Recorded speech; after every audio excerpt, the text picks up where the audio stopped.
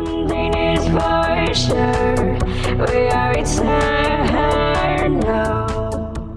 Hey, Composing Gloves here, and this is the third part in the FL12 Basics, third part of the newtone, like little mini series in this like really big series. So this is actually gonna be probably the final part.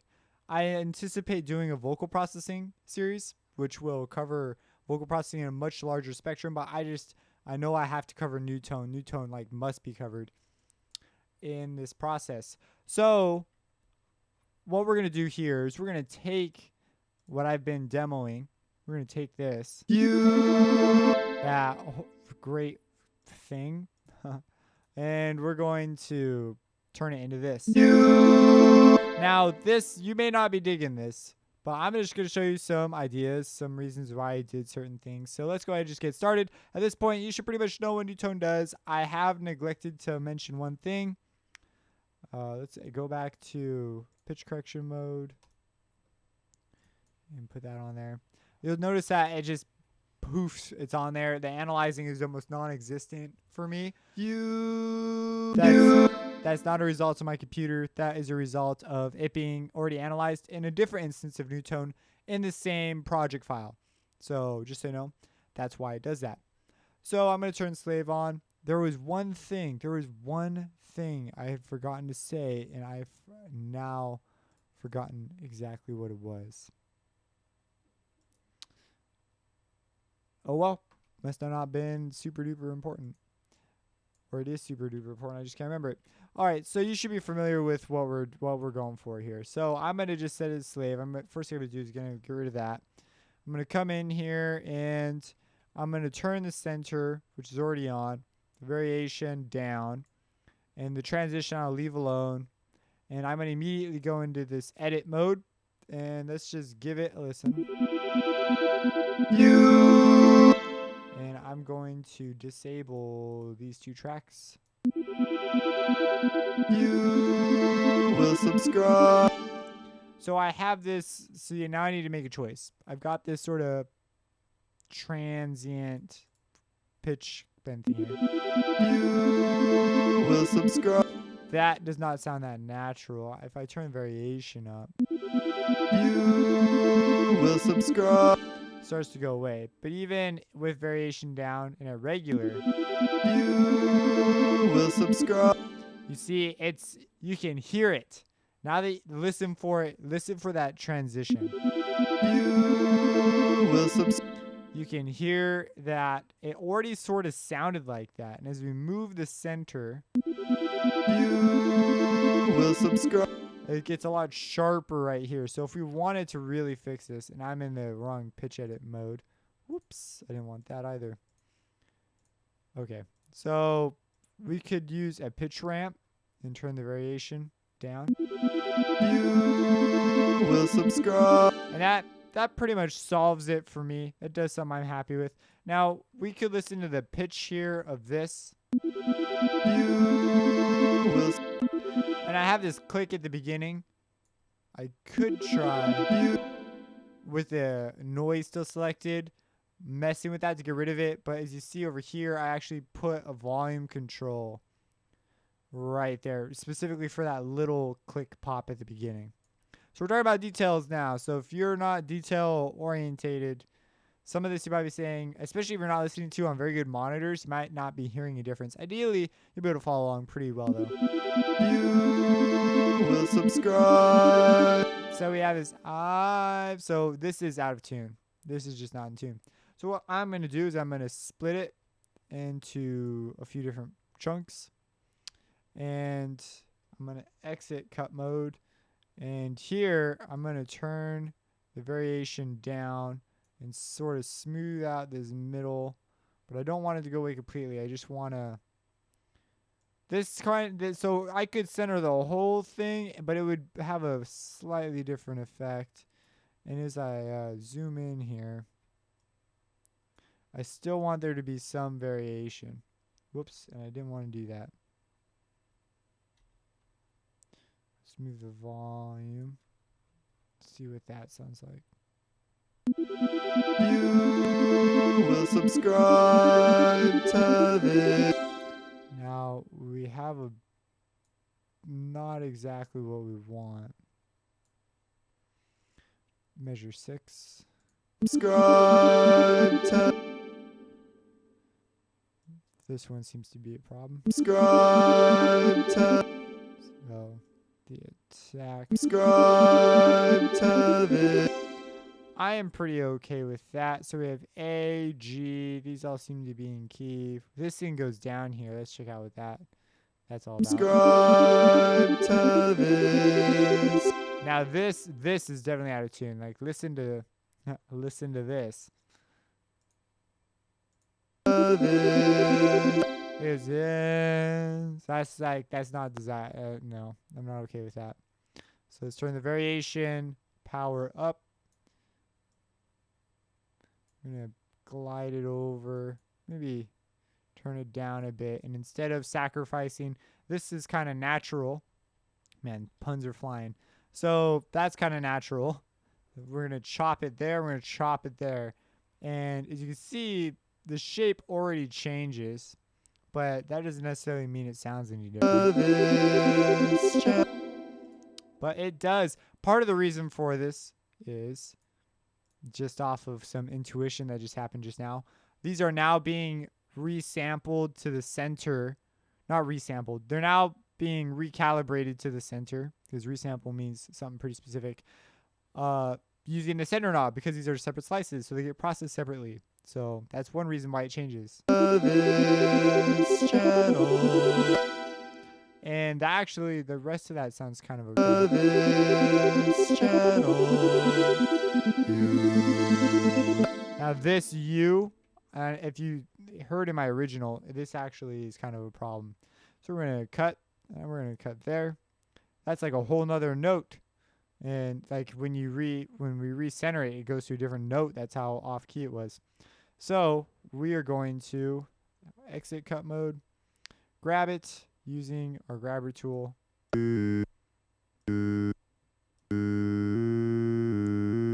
How interesting, it won't let me go down. There we go.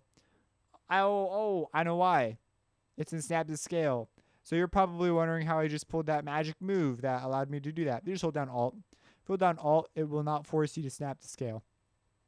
So I'm moving in D major, which has many. It's kind of friendly with the notes I'm working with. Yes. It works for now. I'm okay with the moves it has made. This channel. Now here I still have some issues. It's still not everything I want it to be. Let's take this down. I'm going to invert the variation. And it sort of works with what we're doing over here. See how that sounds. Channel. You subscribe. It's pretty okay. I'm getting pretty flat now. I could add another thing in there to help it, but I don't want to. You subscribe. That's pretty smooth. You don't hear any artifacts. I like it. You subscribe. Now you can hear scribe. Like, I'm exaggerating it, but that's pretty much what it's doing. You subscribe. Now, when you're working with a really good vocalist, these changes that I'm doing right here are much less noticeable. You've got to really have an ear for what you're doing here. You subscribe. We have this descending pitch value. So instead of doing this as one thing, I'm going to cut it up into a few different chunks and see what I can do with this instead. Subscribe. And you see that fixes it right up already because of the recentering. Subscribe to this channel. Now here, oh man, don't worry, that won't happen again, hopefully. Subscribe to this. This is got some problems as well. Again, the puns are flying. So that should probably fix it.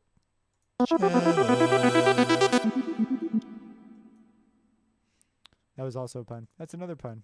Wow. That and this. Now this is still a problem. Pun still intended. Okay, so we're going to do that. And near the end here, let's turn this down. Let's have a little down bend. Now here, you know what? It could bend up. I liked that more. This guy, let's take him down. I did that based off of my ear, just so you know, not the graphic. I hear a bend there, so we're going to take a listen. It's still there, and I've now realized the problem. It's just the wrong note. So we're going to take it down to an E.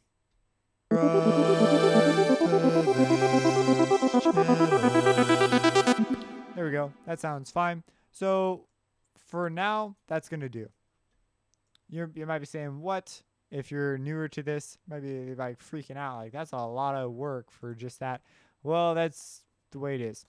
So we're going to drop that in there. I'm going to normalize it and bring it down. And I'm going to unslave this so that it doesn't play again. That is, if you want an effect like that, that's what doubling can do for you. And there's a whole bunch of other implications because things are adding up. And so you essentially just made it louder. But you also change timbral qualities because it's a little complicated because computing is technically perfectly in time. But is it? It's one of those things where you get quantization errors that differ between two samples. And as a result, you get a slightly different thing than you would normally get. Now, this is a million times closer than you'll ever get with analog, but I'm just saying. That's why it sounds like that. You will subscribe to this channel. Now, breaking rules here, mixing out the wazoo. I tend to do that in my tutorials, which is not the best example. Let's turn this down. You will subscribe to this channel. You will subscribe to this. You will subscribe to this channel. You will subscribe to this channel. Now I've got some EQ things I'd probably automate here. You're probably going, automate EQ, like if you're a mixer. Yeah, I do that. So I'm sure lots of other people do it too, but I know in the EDM community, people usually do that for sound design, but not for mixing reasons.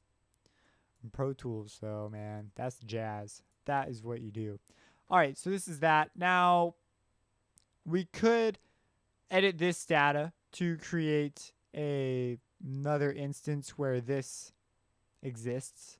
But we want to keep this original data because this references our original source, which is something we want. Because if we're editing an edited source, we're much more likely to get artifacts and additional processing because it just stacks on top of each other over time and it gets a little sloppy as far as our control and ability to manipulate things there. So what I'm going to do instead, I'm going to Control A, I'm going to Control C, I'm going to go over here to another newtone. I'm going to open that one up, which I already happen to have. I'm going to hit Control A, and I'm going to hit Control V.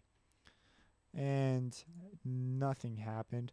Let's go to, we're going to save sample as. All right, so this is the workaround way I have for this because this isn't exactly working out. This is sort of an experiment. So what you could do is you can come here, you say, oh, 10, this is exactly what I want. And you come over here, you go to File. Now, I know I'm not explaining what any of this does because this is like another topic entirely. So we're going to go to Save Mixer Track State As, and we're going to name it Vocal Edit. Save it. I'm going to overwrite one that I already have. That way, that's the thing. And then I'm going to come over here to this one. I'm going to go to the same drop down menu, go to File again, and I'm going to go to Open Mixer Track State. I'm going to scroll down to the end, Vocal Edit, open it, and bang, there is that with the exact same new tone. With the exact same data, with the same references of the same new tone in there. So if that's a way of working around this inability to clone new tones, because I tried looking around how to clone. I'm not sure if there's a way to clone plugin instances like that. If you do know, drop it in the comments. I'm pretty sure there is somehow. There's got to be. Anyway, so what we're going to do now is we're going to create some harmonies. So if you know music theory, this is up your alley. So here we go. We're going to start at measure 5 and just go for it. So I'm just going to move these notes around. And at this point, I'm going to have to select notes like this because I don't want to join them together because that's going to change my sample data. So that's so you got to be aware of moves like that because you're going to change things. Now let's it's unslaved. Let's reslave it. And here we have again that sort of is technically a chorus a chorus effect. So whoops. So let's select the note I'm actually trying to move, and I'm gonna leave advanced edit mode because that's just gonna be a bunch of options I don't need. Let's go to C, make it a minor. You will subscribe. You will subscribe. Now this is substantially louder than it needs to be, so what I can do is come in here, enter advanced edit mode, and take the volume down on all of them. And I remember what I forgot to say that I thought was a big deal. This is our formant shift, and you can click and drag to change the formants. Go look up formants on my YouTube channel, which you're on, and check out my formants video where I make a synthesizer. I try to make it talk using formants. So there's all this other stuff too. There's plosive, sibilance. There's all these weird throat muscles, or not muscles. You know, the way you talk is way complicated and form resonances in your voice. And so formants essentially is what makes a girl voice sound like a girl voice and a guy voice sound like a guy voice. But it goes even further. It's what makes you sound like you. It's what makes one guy sound like one guy and another guy sound like another guy. And what it is certain frequencies in your voice, when you modulate them using your throat and other various things, they create unusual peaks in amplitude at specific areas of the frequency spectrum that get emphasized when you talk. And that's formants. So sibilance is this ps or the p or stuff like that, where sharp air curves are formed by your mouth against your teeth, for example. And so that's what sibilance and plosives are. Plosives are that for your lips. So buh and puh and stuff like that. There were a few other ones that I had recently learned that were kind of interesting. But anyways, we're going to come in here. We're going to adjust the volume. I don't want to adjust the other stuff. Just the volume. Right now it doesn't want to let me adjust the volume.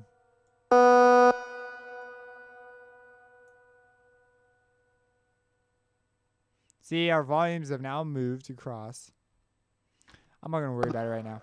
So this is something I might go in after just because it's not doing what I want it to. There it goes. But if this was a whole thing, it'd be more intuitive. So yeah, because my principal reason for being in here is pitch editing. So that was sort of a long detour. I'm sorry about that. If you click while it's playing, it's going to start somewhere else. It'll be out of sync with the rest of your track. So I forgot about that too. Subscribe to this.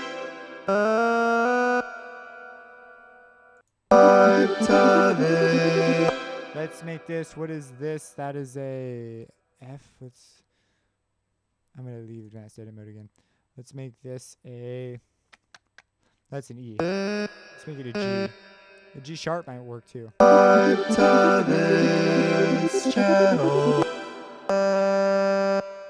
Unselect. Subscribe to this channel. Use this channel. This channel.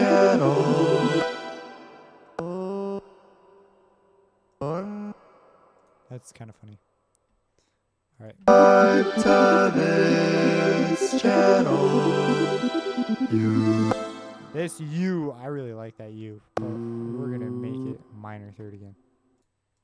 You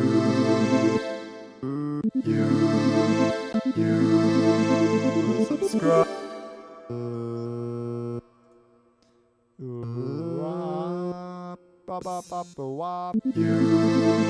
will subscribe. You will subscribe. I'm going to join these two. Because I can.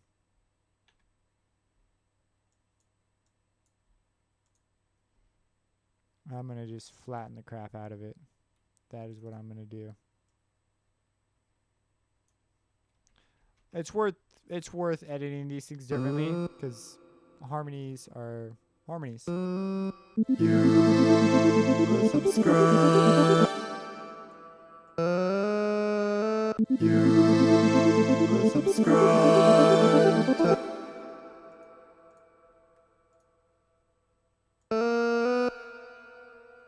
You will subscribe to this.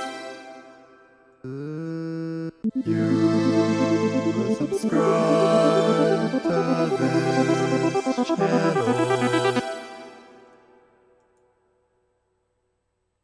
Now, you have to be closer to the middle to get this value sign right here.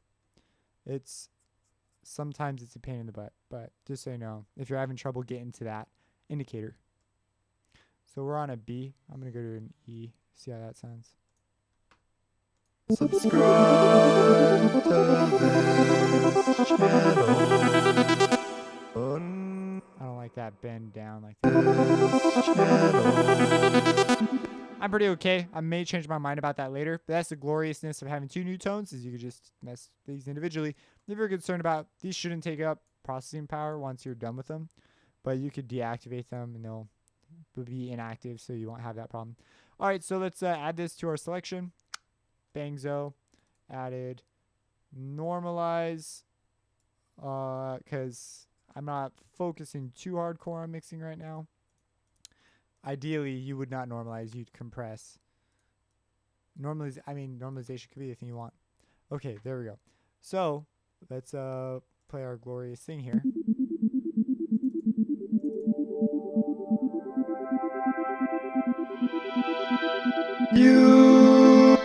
And we have that wonderful clippy noise. So what I'm going to do, I'm going to go into 10. I'm going to highlight that beginning. I'm going to create an automation clip. And I want this value to be preserved. So, because that's the value we're going to be reaching, right? So we're going to go like this. Go like this. Hold down Alt to leave the grid. And then go like this. And in FL Studio, you can do this cool curve thing, which is like pulling teeth in other DAWs. And there you go. No more clicks. So that problem solved there. And I am a Control S freak, so I'm going to hit Control S. And let's play it. So this is our final product after our editing.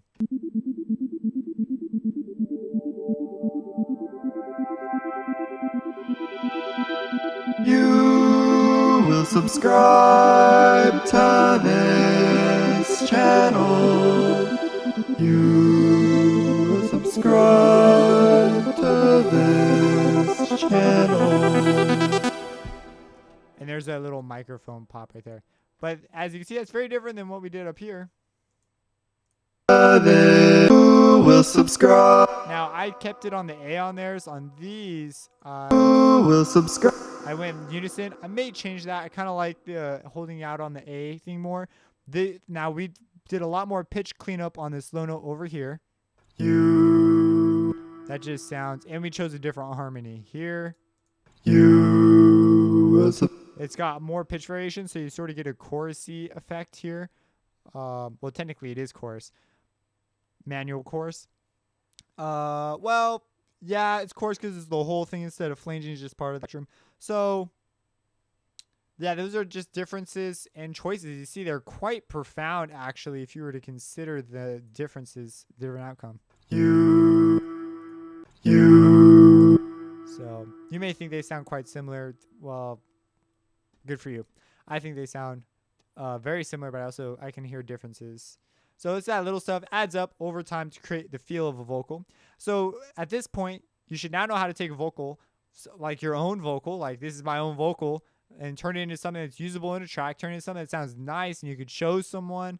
And you should be developing an ear. You should be quite confident in manipulating newtone, slaving newtone to FL Studios, using it.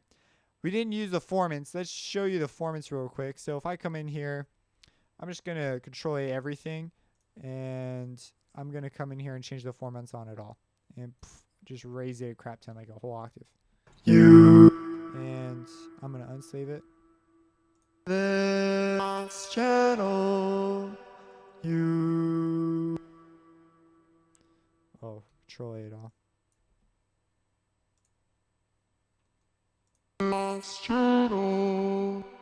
So you probably recognize this from some tracks. So that's formants. It's basically, if you could do this with you, I could show you visually with an EQ, sort of what it's doing. It's like doing this. It's like there's a bunch of these itty bitty bands that give unusual resonance in parts, and they follow around and move with the pitch, and they even change volume like this. They might even do this. They dip out too. And so it's a whole study. Like people devote their entire lives to learning this so they can make speech robots and things that sound really good. So that's that. That is newtone. I hope you've enjoyed this tutorial.